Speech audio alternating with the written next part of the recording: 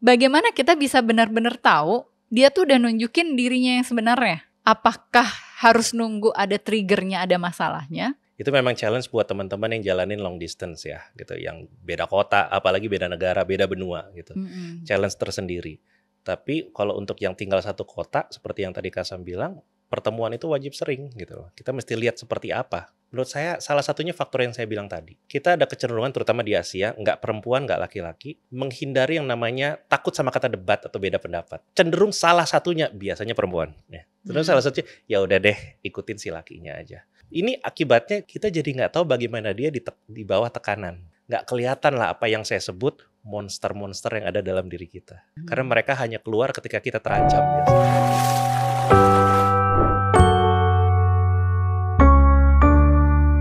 Hai guys, balik lagi di Relate Podcast barengan sama aku, Samantha Elsenar. Dan kali ini di episode yang spesial mau ngomongin tentang cinta-cintaan lagi. Mungkin kalau di episode-episode sebelumnya udah ngebahas tentang perempuan, kalau PDKT gimana, laki-laki. Nah kali ini yang udah beneran mengarah lebih serius lagi hubungannya, mau menikah gitu ya. Dan kita udah ada tamu spesialnya juga, ada Coach Lex. Hai Coach. Hai Kasam. Apa kabar? Kabar baik. Thank you for coming ya. Thank you buat invitasinya juga. Kayak kita pernah IG live bareng juga waktu pandemi ya. Betul. Kayaknya masih agak sedikit-sedikit inget tuh waktu itu kita ngomongin apa. Tapi anyway, thank you banget udah datang ke sini, udah mau diundang, di relate, dan sebenarnya penasaran juga sih gitu. Sekarang kan banyak banget Gen Z tuh nggak pengen nikah gitu kan. Ketakutan terbesar mereka gitu. Pengennya jadi kayak situationship aja, bahkan nggak mau serius gitu kan. Tapi satu sisi juga ada loh Gen Z yang mereka tuh pacarannya serius, malah pengen nikah. Terus kalau purpose pasangannya pakai PowerPoint segala gitu kan. Bahkan ada yang share tips finansial gitu, membangun keluarga muda tuh harus seperti apa dan lain sebagainya gitu. Nah, menurut pandangan Coach Lex sendiri tuh sebenarnya apa sih yang perlu dibahas dalam suatu hubungan sampai kita akhirnya pengen masuk, oke deh, gue mau serius deh sama lo gitu. Apakah emang dari awal udah ada inisiatifnya, udah ada niatannya, atau sebenarnya tuh berjalan mengalir aja gitu? Kalau ditanya apa yang mesti dibahas Kak ya, luas ya. Cuman saya bicara apa yang biasanya orang bahas nih Kak. Biasanya orang bahas masa depannya. Kayak apa rencana kamu? Ya itu kayak yang tipikal, banyak yang masih muda ataupun yang usianya dewasa, mereka bertanya tujuan kamu apa? Bahkan kata-kata yang sering dipakai adalah visi misi kamu apa? Oh, pakai visi misi. Rata-rata banyak kayak ngelamar gitu. Kerja. Iya, jadi kayak lagi kampanye juga ditanya visi misinya apa gitu. Nah, itu sering jadi kayak apa istilahnya? Makanan pokok ketika mempersiapkan mau ke arah nikah, ditanya visi misi apa, tujuan apa. Tapi menurut saya pribadi nih, itu di pengalaman selama ini, justru yang penting yang ditanya bukan soal masa depan ya, tapi soal habit saat ini. Habitnya justru, habit, yang harus kita observasi. Yang kita observe, exactly. Saya lebih suka kata sama Kasam tadi. Jadi bukannya bertanya, tapi lebih ke observe. Observe berarti kita lihat ya, berarti hubungannya perlu dijalani. Karena kalau ditanya ya Kak ya, kan bisa bohong ya. Kalau, juga sih. Ya kan kalau kita tanya misalnya apa tujuan kamu masa depan gitu, apa tujuan kayak. Bisa aja ngawang-ngawang sih. Bisa ngawang, bisa bohong, bisa lupa. Gitu kan ya.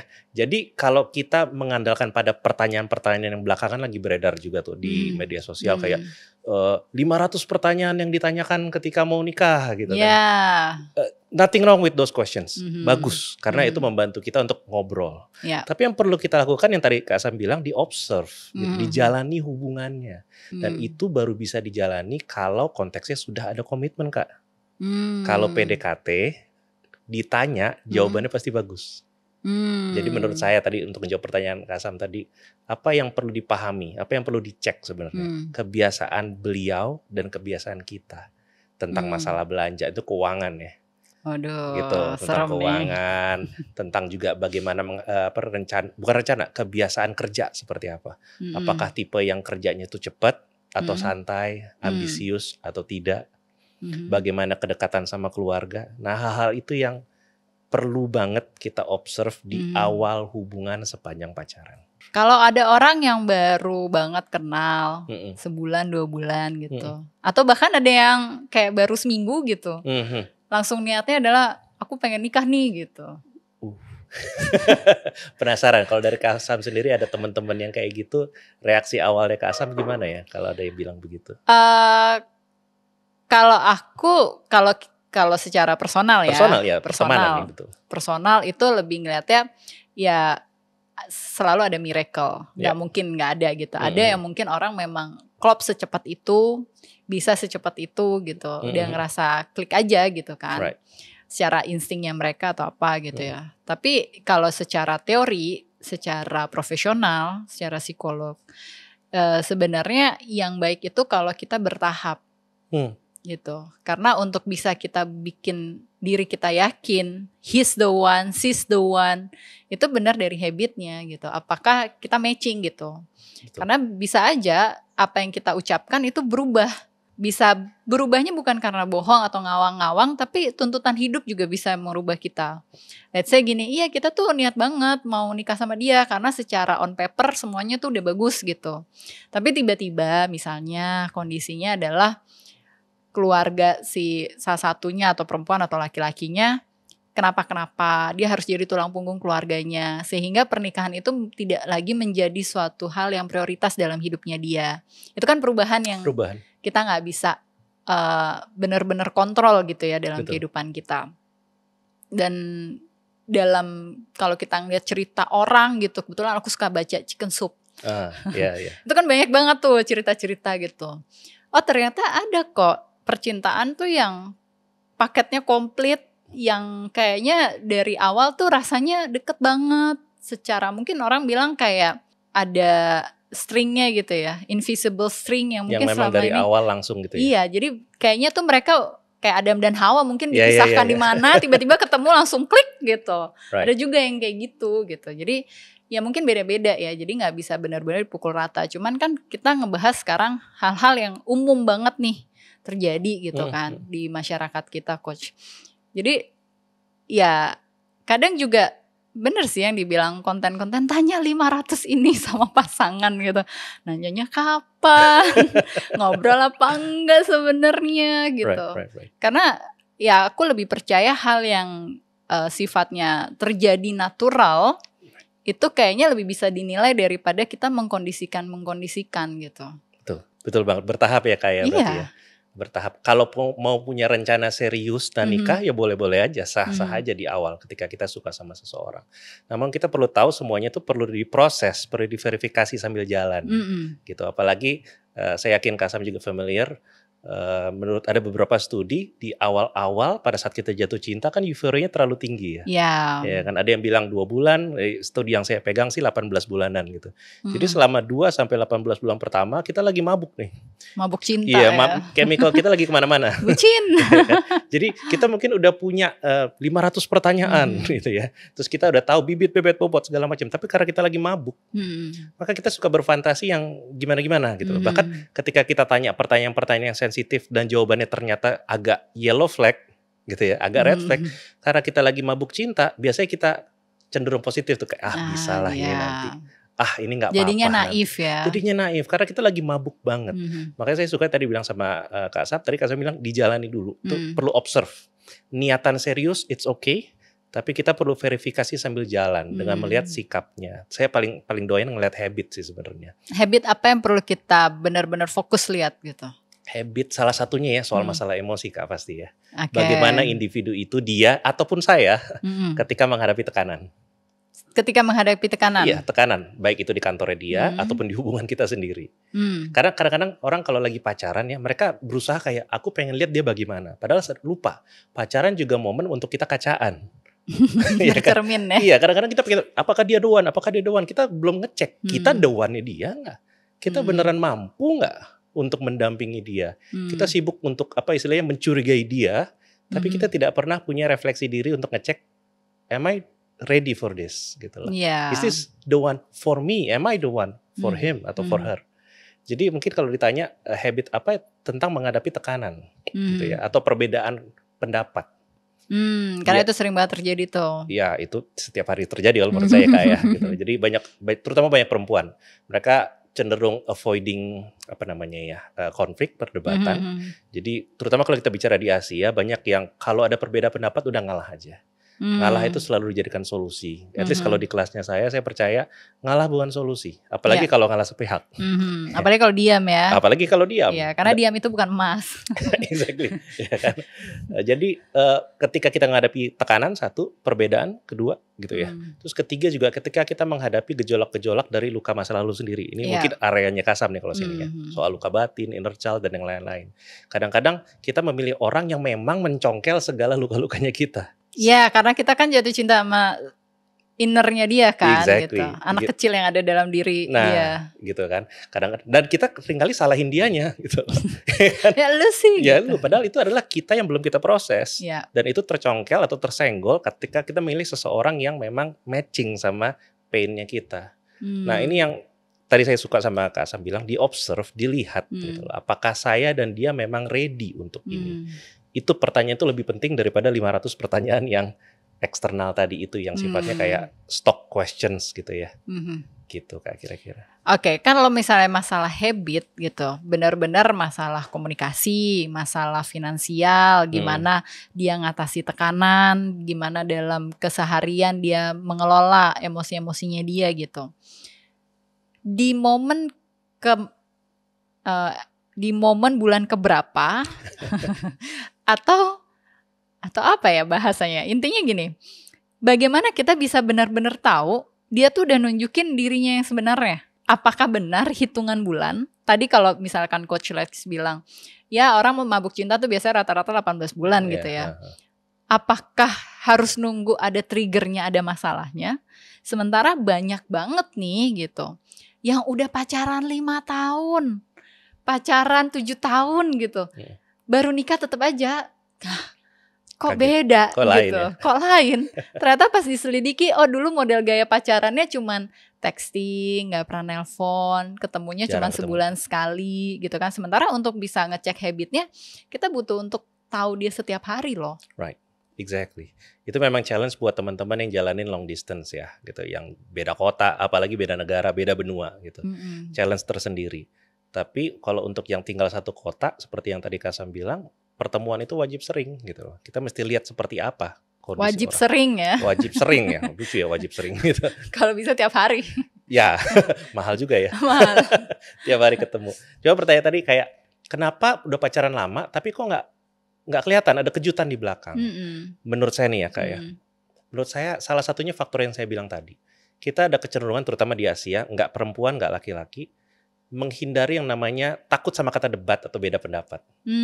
Ya, jadi kalau ketika ada beda sedikit, dia pengen pisang goreng, yang satu lagi pengen kuah-kuahan, cenderung salah satunya biasanya perempuan. Ya. Terus salah satunya, ya udah deh ikutin si lakinya aja. Nah, ini akibatnya kita jadi tidak bisa melihat bagaimana kita ketika ada konflik, perbedaan minat itu tadi, perbedaan keputusan tadi.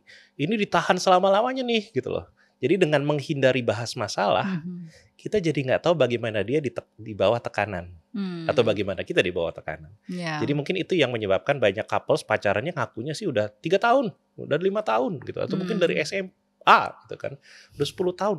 Tapi kok ternyata tetap kelihatan sesuatu yang mengejutkan setelah menikah. Biasanya benang merah yang saya temukan adalah karena salah satu atau keduanya avoid conflict, avoid problem. They don't want to talk that tough discussion gitu. Mereka menghindari itu semua, akhirnya nggak kelihatan lah apa yang saya sebut monster-monster yang ada dalam diri kita.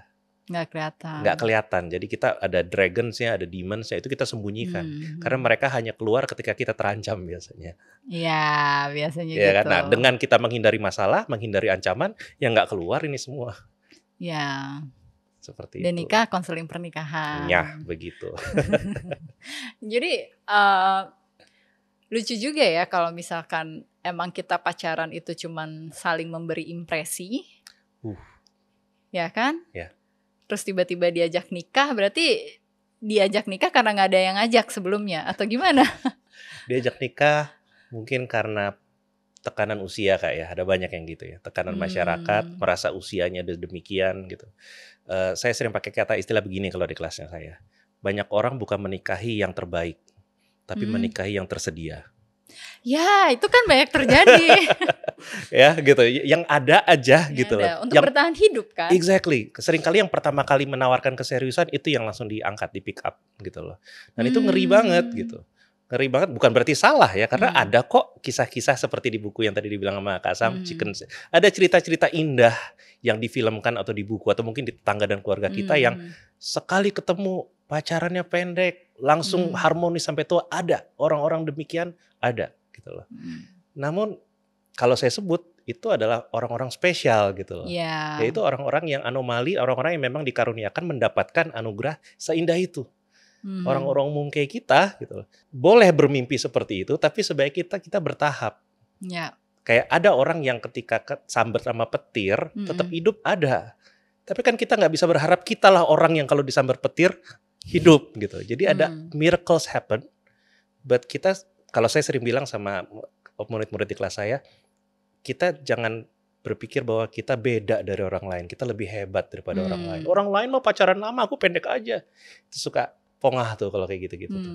Jadi saya merasa perlu persiapan. Kalau ditanya kapan bertanyanya,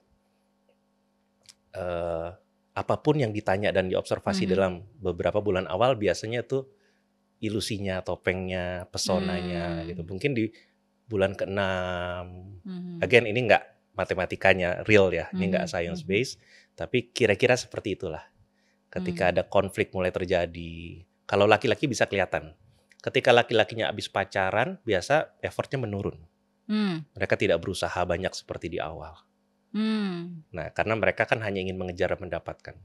Nah, di situ tuh bisa tuh si perempuan. Jadi itu benar tuh, fakta, bukan mitos. Itu kejadian yang banyak terjadi, sebut aja begitu. Tidak semua laki-laki begitu, tapi menurut saya umum sekali begitu. Salah satunya adalah karena sebagian dari kita ngotot sama sebutlah narasi ya. Narasi yang bilang laki-laki itu kan penakluk, pengejar.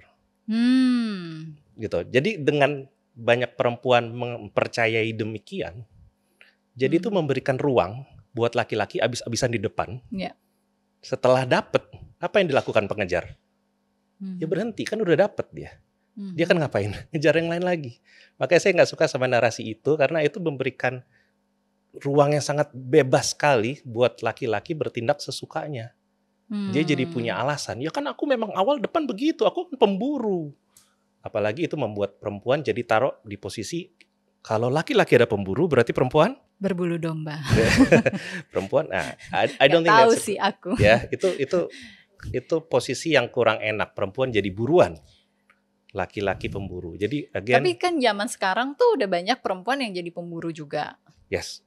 Artinya perempuan beranilah menyatakan cinta duluan, perempuan beranilah ngajakin nikah duluan gitu. Right. Apakah sebenarnya dalam konsep hubungan yang sehat gitu, selalu harus laki-lakinya yang mulai duluan? Apakah dalam konsep hubungan yang sehat harus laki-lakinya memulai duluan?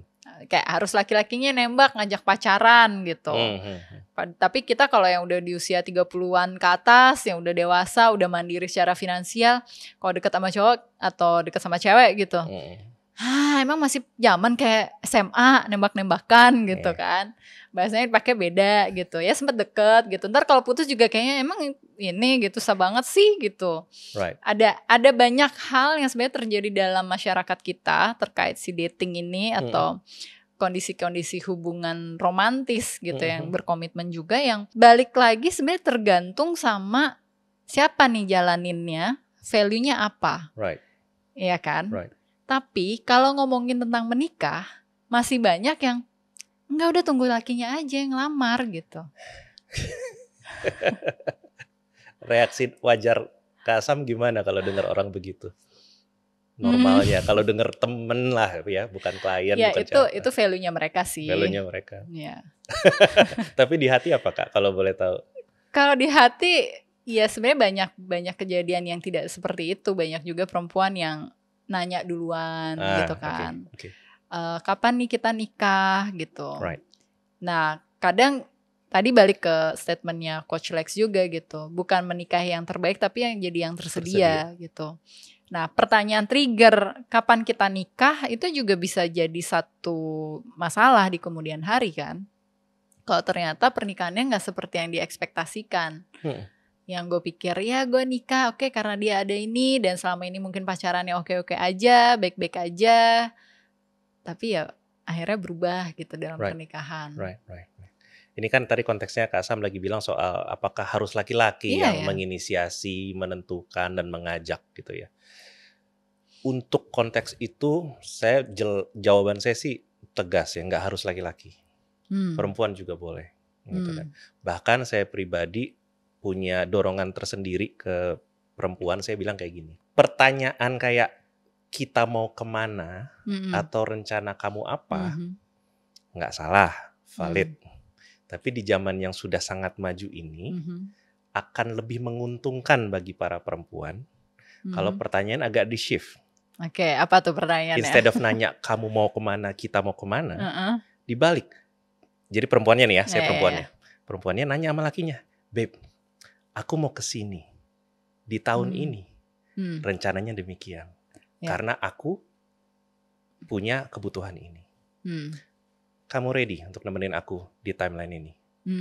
Ini jauh lebih terukur, jelas, nggak ngambang. Jadi si laki-lakinya itu akan langsung nggak merasa tertohok tuh. Biarin. Kalau dia tidak mampu jawab, ya berarti dia nggak ready untuk itu. Dia tidak merasa kita seberharga itu untuk menjawab pertanyaan yang berbobot tadi itu. Karena pertanyaan kita mau kemana, rencana kamu apa, cowoknya kan terlalu liar tuh, jawabannya bebas banget. Dia bisa bilang ya kita jalanin dulu, atau kalau jawabannya adalah ya aku nggak ready sekarang, tapi aku selalu pengen sama kamu gitu. Kan di zaman yang sekarang juga nggak masalah kita pacaran lama, kita berkomitmen, kita serius, tapi kita nggak perlu menikah gitu. Oh, misalnya kakak adalah laki-lakinya ya, barusan ngomong tadi. Saya perempuannya nih. Wah, masuk akal sih yang kamu bilang ya. Memang tidak harus ditetapkan seperti itu. Masuk akal. Tapi kalau aku ya, aku sudah punya timeline hidupku sebelum kamu ada. Aku punya target begini-gini dengan karir aku dan kehidupan romansa aku. Aku berminat sama kamu jelas, makanya kita jalan sampai sejauh ini. Jadi aku berharap seperti ini di tahun sekian kita bisa setidak-tidaknya ada lamaran mungkin. Pernikahannya berapa lama setelah itu, it's okay. Kalau kamu memang nggak mampu sampai sini, kamu belum ready sampai sini, it's okay. It's not your fault.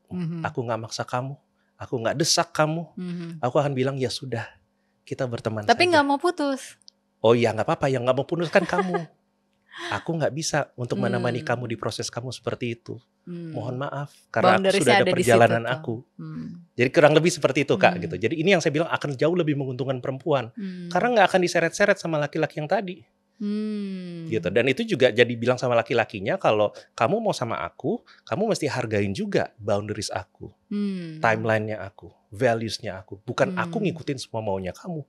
Mungkin itu cara respon yang akan lebih melindungi perempuannya, sekaligus ngasih message ke laki-lakinya bahwa dia bukan satu-satunya orang yang jadi rajanya yang harus dipenuhi dan dituruti. Bahwa perempuan tidak lemah, perempuan juga punya value dan berhak untuk menetapkan mau kemana. Poin pentingnya harus seperti itu berarti ya? Menurut saya. Tapi balik lagi ke values, bener yang tadi Kak Sam bilang. Ada orang-orang yang mempercayai beberapa nilai-nilai tertentu yang diturunkan sama keluarga kita atau orang tua kita. Kita sebutnya nilai tradisional. Gitu ya. Apakah boleh memegang prinsip itu? Boleh, of course. Ya kan? Kalau dia bahagia dengan cara itu, ya silakan dijalani. Tapi kalau dia merasa jalur itu agak beresiko, gitu ya mungkin akan coba dimodifikasi dengan beberapa metode yang tadi saya bilang. Wow. Sebenarnya kalau ngomongin tentang ya ready nggak ready pernikahan, ada hal-hal yang perlu kita bahas juga gitu kan. Tentang yang kita misalkan si laki-lakinya udah sepakat nih sama perempuan, ya kita menikahlah gitu. Alright. Apa hal yang perlu dibahas? Kan habit udah diobservasi gitu. Kita udah ngeliat dia spendingnya gimana, cara nabungnya gimana, cara mengelola emosinya seperti apa, bibit bebet bobot background keluarganya, kita udah bisa berinteraksi dan lain sebagainya. Datanglah gitu kesepakatan, oke kita akan menikah gitu. Nah, pada saat kita menikah gitu, apa yang kita mempersiapkan pernikahan, apa yang harus kita bicarakan? Karena kan banyak ada isu kita harus premarital check up, ada isu kita harus punya print up agreement dan lain sebagainya. Di masa yang makin modern ini tuh orang-orang makin kayaknya harus ini harus itu gitu. Right. Kalau menurut Coach Lex tuh apa yang benar-benar perlu kita siapin bareng-bareng gitu? Right. 2 yang barusan Kasam bilang tadi tuh ya, ada kelas pranikah atau premarital class, itu penting. Yang kedua juga prenup, itu juga penting. Yang masih agak terkait sama yang nomor 1 tadi adalah saya seringkali bilang ke terutama perempuannya ya gitu, karena perempuannya harus tegas. Kalau perempuannya nggak tegas akan keseret sama lakinya. Saya bilang sama perempuan gini, coba tanya sama si lakinya kamu tuh, pacarnya, kalau kita ada kesulitan, tantangan dalam berkomunikasi dan konflik dan nggak kelar-kelar dalam hitungan beberapa minggu atau bulan lah, seberapa kamu bersedia buat kita cari bantuan profesional? Oh, pertanyaan itu penting. Iya, ngecek lah. Sebenarnya bukan bertanya sekali, tapi mendiskusi. Karena setelah si lakinya jawab kan perlu digali lagi ya. Gitu loh. Misalnya bilang, ya kalau perlu, nah, perlu detail tuh. Kalau perlu definisinya seperti apa, Beb? Gitu, ya kan? Apakah kamu akan kalau perlunya tuh tunggu 1 tahun dulu atau apa gitu? Jangan perlu 10 tahun. Iya, gitu kan. Apakah kita perlu banting-banting barang dulu baru kita cari bantuan atau tidak? Jadi itu perlu dicek seberapa orangnya humble enough gitu ya. Dia tahu diri, dia punya help seeking behavior-nya ada gitu. Kalau dia tidak mau ke sana, saya sering bilangnya kayak hati-hati. Bukan batal, bukan tolak ya, tapi kayak siap-siap. Risikonya tinggi kalau punya pasangan yang tidak mempercayai mental health dan bantuan profesional. Mungkin faktor-faktor seperti itu salah satunya gitu loh. Itu yang menurut saya krusial banget karena sekarang lagi zamannya mental health. Yang ngikutin ilmu-ilmu seperti ini penontonnya biasanya sih perempuan. Ya kan, jadi yang tahu soal boundaries, soal masalah kesetaraan dan yang lain-lain hanya perempuan. Jadi kalau ditanya apa yang perlu dicek, coba cek seberapa si laki-lakinya ini ngerti tentang relasi yang sehat itu apa. Tanya sama dia, udah follow podcastnya Kasam belum? Instagramnya Coach Lex lah. Ya gitu kan. Cek dia seberapa aware, dia seberapa mengakui bahwa kita punya situasi-situasi mental health yang tidak sederhana ini. Kalau dia cenderung denial atau tutup mata, again bukan batal, bukan cancel, tapi kayak siap-siap gitu loh. Itu yang menurut saya perlu dicek detail seperti itu. Justru itu pertanyaan kuncinya ya. Kalau menurut saya. Bukan ngomongin tentang finansial lagi, bukan ngomongin tentang konflik lagi, tapi butuh bantuan atau enggak? Butuh bantuan apa enggak? Karena seharusnya sih kita butuh bantuan ya gitu loh. Wajarnya sih kita butuh bantuan, tapi di titik mana kita butuh bantuan atau mengakui kita mencari bantuan tuh beda-beda tiap orang. Tapi ada yang pada saat kondisinya baik-baik aja. Iya oke, kita butuh bantuan. Ya kalau kayaknya kita nggak bisa nyesain, kita akan konsultasi gitu. Right. Tapi pada saat udah kejadian, udah menikah, terus udah berjalan, ternyata memang konfliknya besar, tetap nggak mau cari bantuan. Ini yang saya bilang tadi, kalau ditanya di awal, seringkali perilaku nantinya beda sama yang di awal, gitu kan. Makanya tadi saya bilang kalau bisa Kak, gitu loh. Saya bilang di kelasnya saya, kalau bisa pacarannya ya 2 tahun lah. Oke, berarti ada durasinya nih. Iya, kalau bisa nih, gitu ya. Kalau bisa. Kalau 1 tahun udah dilamar. 1 tahun udah dilamar. Nah, ini lagi nih. Saya percaya 1 tahun sebenarnya cukup kok, gitu loh. Sebenarnya cukup, gitu. Kalau 6 bulan nggak? 6 bulan agak terlalu cepet ya. Agak terlalu cepet gitu. Maksudnya tapi ada 6 yang baru bulan. Kenal seminggu dilamar loh. Iya, pacaran gitu. Cuma sebulan. Dibilang salah enggak, tapi dibilang beresiko, iya, gitu ya. Jadi saya bilang 1 bulan sebenarnya cukup. Asalkan tadi yang dibilang sama Kasam tuh sering ketemu gitu loh. 1 bulan bukan 1 tahun. Sorry, 1 tahun. Salah ngomong saya, maaf. Anyway, ini ngomongin relationship tuh pasti aduh topik panas banget ya. Kayak kebab gitu. Kayaknya tuh harus balance gitu. Paketnya harus paket komplit. Isinya ada semuanya. Ada dagingnya, ada kejunya gitu kan. Dan bikin obrolan makin relate lagi. Karena bisa jadi ya kalau kita ngobrol sambil makan kebab kan rasanya jadi makin pas nih, nggak berasa kayak diinterogasi ya nggak sih Coach? Apalagi udah ada kebab monster yang nemenin kita syuting hari ini. Tuh aku keluarin dulu. Pas makan siang, pas rasanya lapar. Sudah keluar dia kebabnya.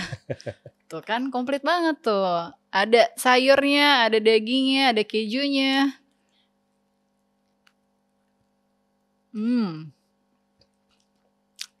Pas. Coach kalau mau silakan. Boleh nanti, tebel enak kayaknya tuh. Thank you ya Kebab Monster yang udah jadi bagian episode hari ini di Relate. Nanti aku habiskan setelah syuting. Aku mau ngobrol lagi. Kalau kita ngerasa gini ya, dibohongin.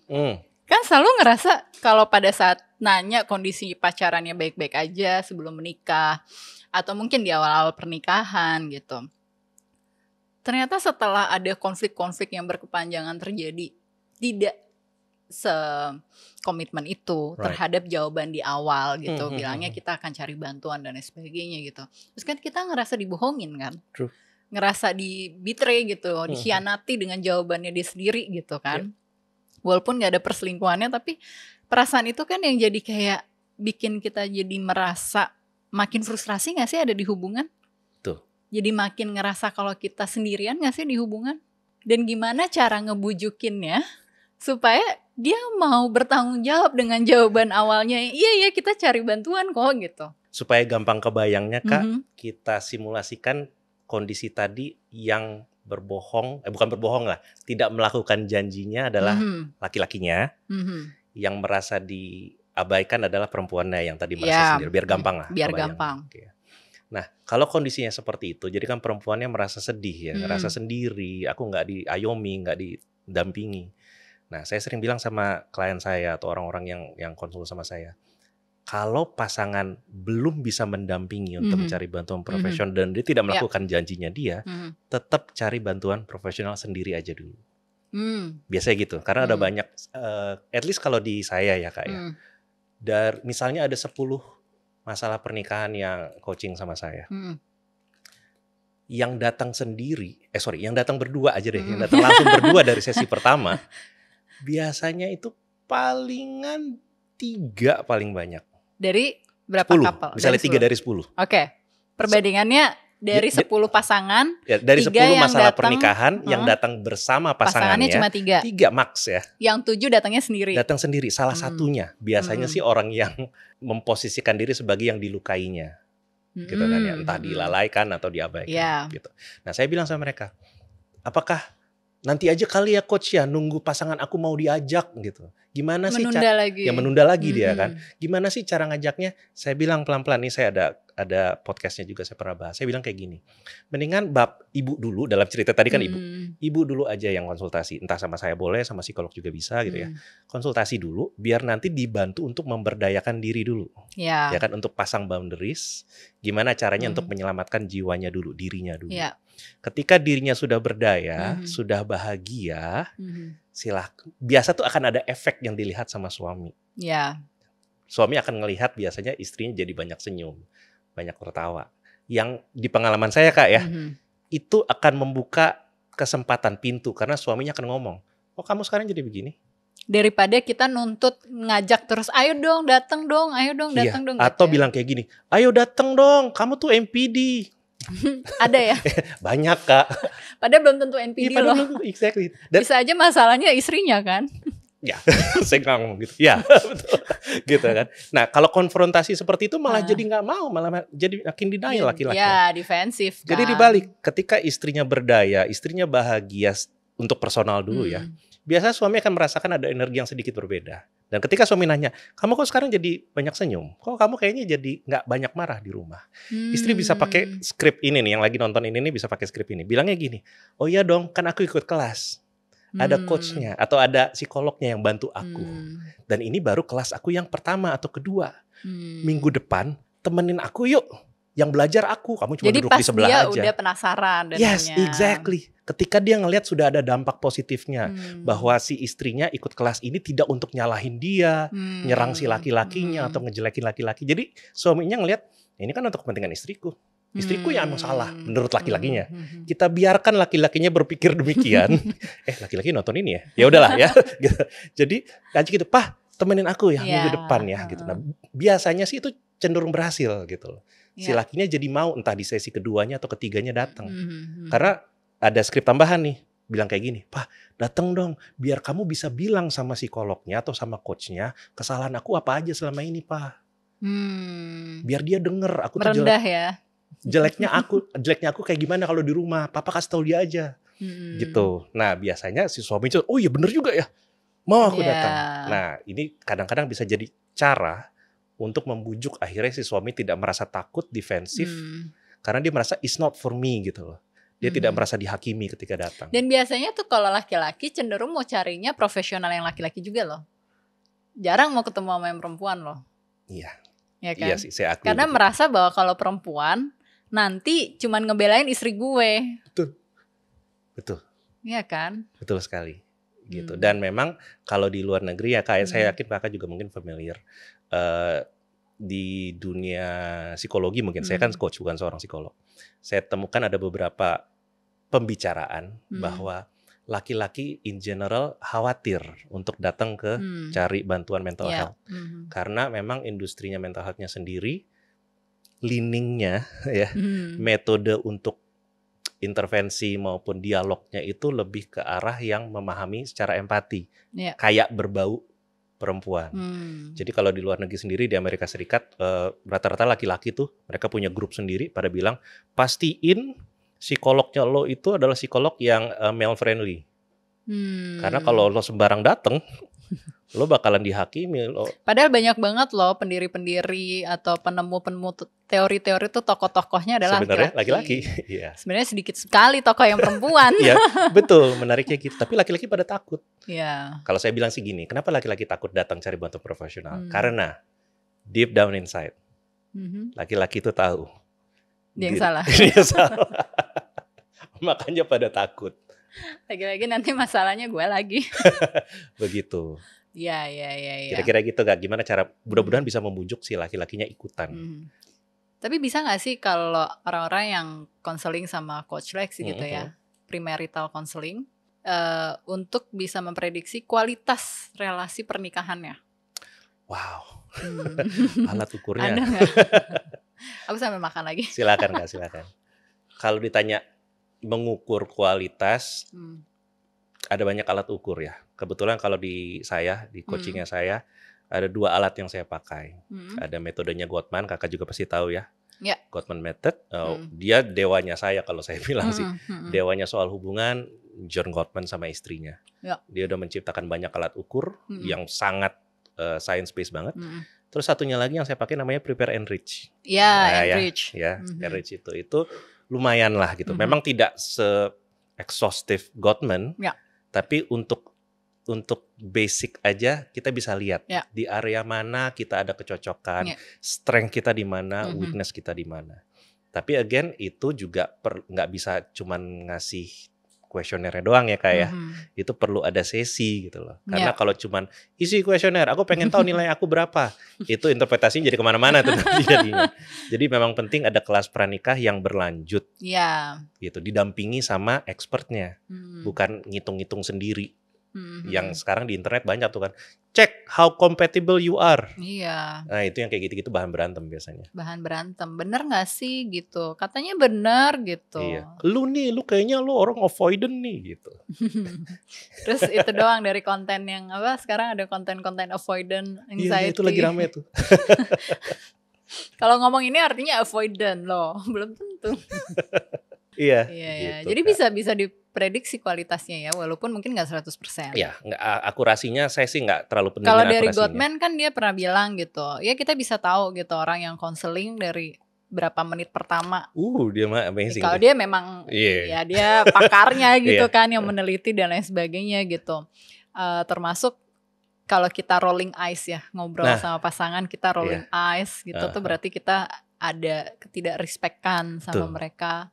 Yang bikin jadi ya kayaknya dia mau ngomong apa aja serah lo deh gitu. Betul.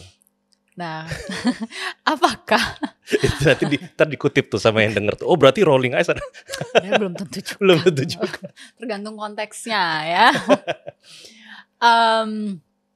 Kalau kualitasnya bisa kita ukur, lama pernikahannya bisa kita ukur nggak? Saya nggak tahu jawabannya. Jujur saya nggak tahu. Tapi kalau saya mengacu ke Gottman, gitu ya.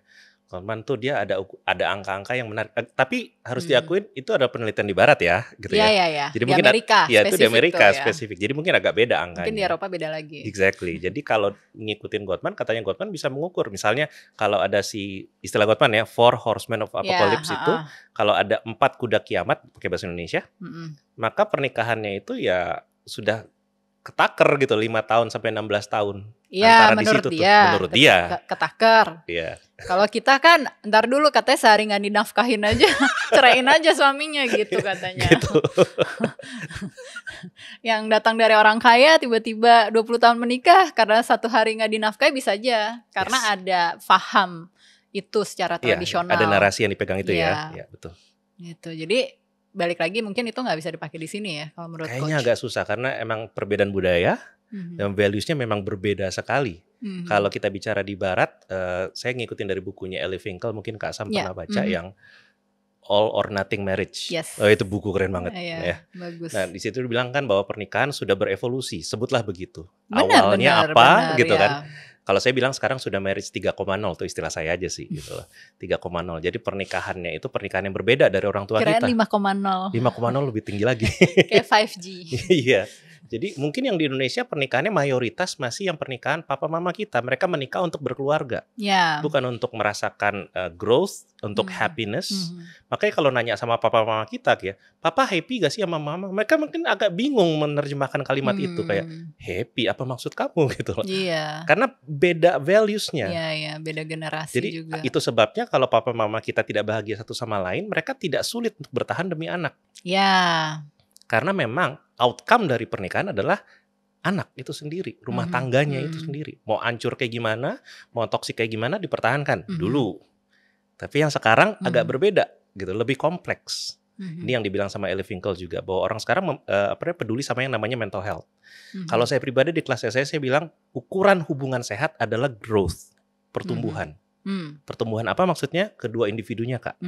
Jadi si laki-lakinya dan perempuannya idealnya nih ya, setelah menikah makin lebih keren dibanding sebelum nikah. Harusnya begitu idealnya, ya. makanya saya bilang idealnya gitu kan. Idealnya. Jadi si lakinya sebelum menikah misalnya seperti apa, karirnya dan segala macam, setelah menikah bertambah.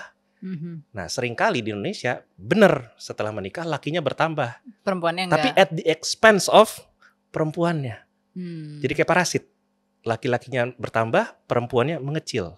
Ini yang saya prihatin. Saya bilang salah juga enggak sih. Jadi kayak perjuangan pengorbanan gitu ya. Exactly. Jadi kayak lilin perempuannya. Gitu loh. Dia hidup untuk menerangi si lakinya. Kalau lakinya baik dan perhatian, lilinnya dijaga juga sama dia. Iya, jadi susah banget punya hubungan setara. Exactly. Nah, itu yang jadi kesulitan di sekarang gitu. Jadi kalau mau ditanya pertanyaan Kak Asam tadi soal masalah langsung mau marah sehari nggak dinafkahi mau apa, ya mungkin itu ada frustasi yang tertahan banget gitu loh. Bertahun-tahun dia udah nggak kuat nih gitu loh. Akhirnya dia memilih udahan Zaman dulu, satu lagi Kak saya tambahin.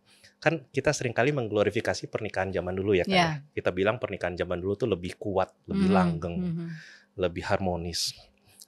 Di satu sisi yes, memang benar ada yang seperti itu, I agree. Misalnya saya beruntung papa mama saya harmonis seperti itu. Tapi yang seperti itu nggak banyak menurut saya. Kenapa pernikahan zaman dulu itu tidak banyak perceraian? Bukan karena tidak mau bercerai, tapi karena perempuan zaman dulu tidak dalam posisi untuk bisa bercerai secara finansial. Powernya rendah. Exactly. Jadi bukannya bahagia, bukannya bisa, tapi memaksakan diri. Jadi kalau dibilang pernikahan zaman dulu tuh lebih indah dibandingin sekarang, kayaknya nggak gitu. Sebagian yes, tapi beberapa justru tertindas. Tapi sekarang fenomenanya perempuan gak mau nikah juga. Nah, karena kayaknya secara strata karir, strata pendidikan, penghasilan sudah lebih tinggi daripada laki-lakinya. Ya kan? Ya, setuju. Dan itu yang menjadi momok juga, laki-laki sekarang banyak yang ngerasa semakin tertekan. Waduh gitu. Dan swifting ya, kalau aku sih melihatnya kita swifting generasi dan kondisi romantis ini tuh sesuatu yang mungkin belum pernah kejadian di zaman dulu. Perempuan semakin punya power dari sisi penghasilan, dari sisi prestasinya mereka, dan semakin merasa bahwa dia harus mencari laki-laki yang double alpha katanya. Oh baru denger nih. Double alpha istilahnya Kak. Gitu. Oke. Jadi kalau gue perempuan alpha, gue harus dapet cowok yang double alpha untuk bisa lebih mendominasi gue gitu. Padahal mungkin nggak harus dapet yang seperti itu gitu.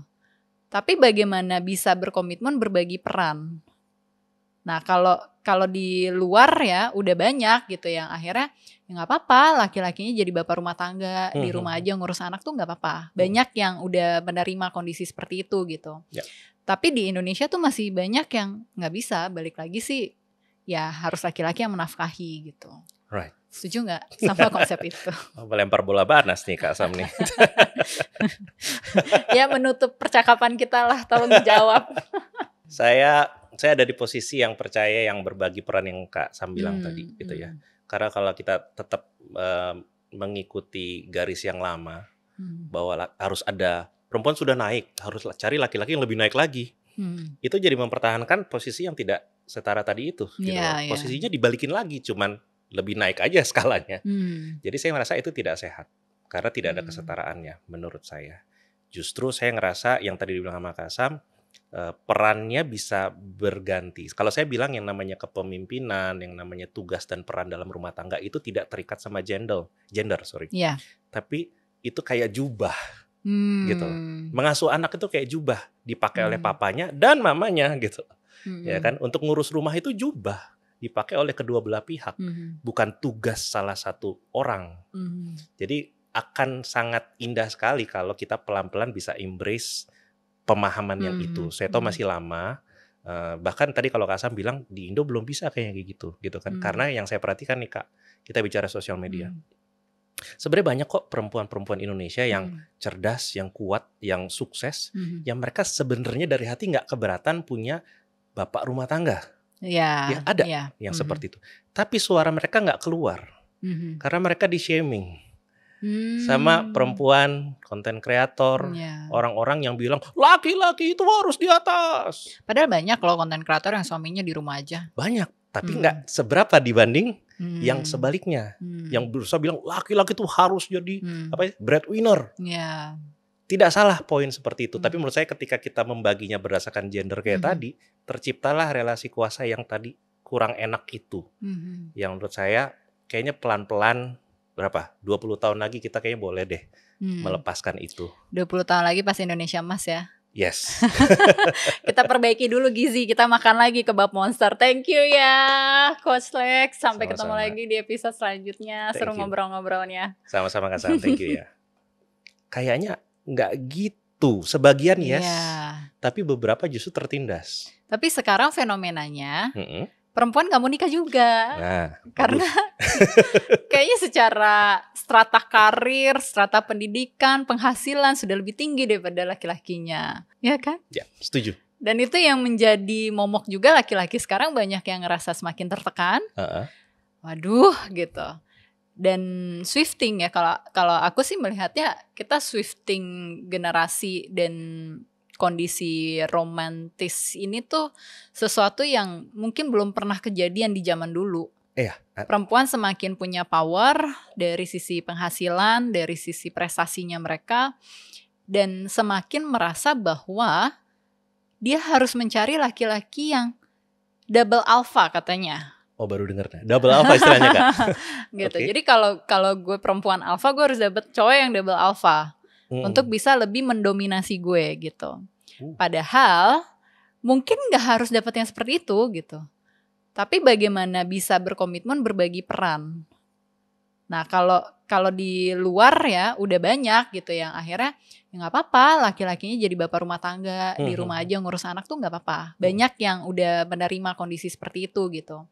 Tapi di Indonesia tuh masih banyak yang gak bisa. Balik lagi sih ya harus laki-laki yang menafkahi gitu. Right. Setuju nggak sama konsep itu? Melempar bola panas nih Kak Sam nih. Ya menutup percakapan kita lah, tolong dijawab. Saya ada di posisi yang percaya yang berbagi peran yang Kak Sam bilang tadi gitu ya. Karena kalau kita tetap mengikuti garis yang lama bahwa harus ada perempuan sudah naik, harus cari laki-laki yang lebih naik lagi. Itu jadi mempertahankan posisi yang tidak setara tadi itu. Gitu. Posisinya dibalikin lagi, cuman lebih naik aja skalanya. Jadi saya merasa itu tidak sehat karena tidak ada kesetaraannya menurut saya. Justru saya ngerasa yang tadi dibilang sama Kasam, perannya bisa berganti. Kalau saya bilang yang namanya kepemimpinan, yang namanya tugas dan peran dalam rumah tangga itu tidak terikat sama gender, Yeah. tapi itu kayak jubah gitu.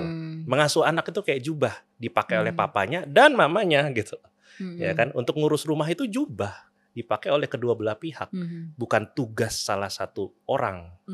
Jadi akan sangat indah sekali kalau kita pelan-pelan bisa embrace pemahaman yang itu. Saya tahu masih lama, bahkan tadi kalau Kak Sam bilang di Indo belum bisa kayak gitu kan. Karena yang saya perhatikan nih Kak, kita bicara sosial media. Sebenarnya banyak kok perempuan-perempuan Indonesia yang cerdas, yang kuat, yang sukses, yang mereka sebenarnya dari hati nggak keberatan punya bapak rumah tangga. Ya ada yang seperti itu.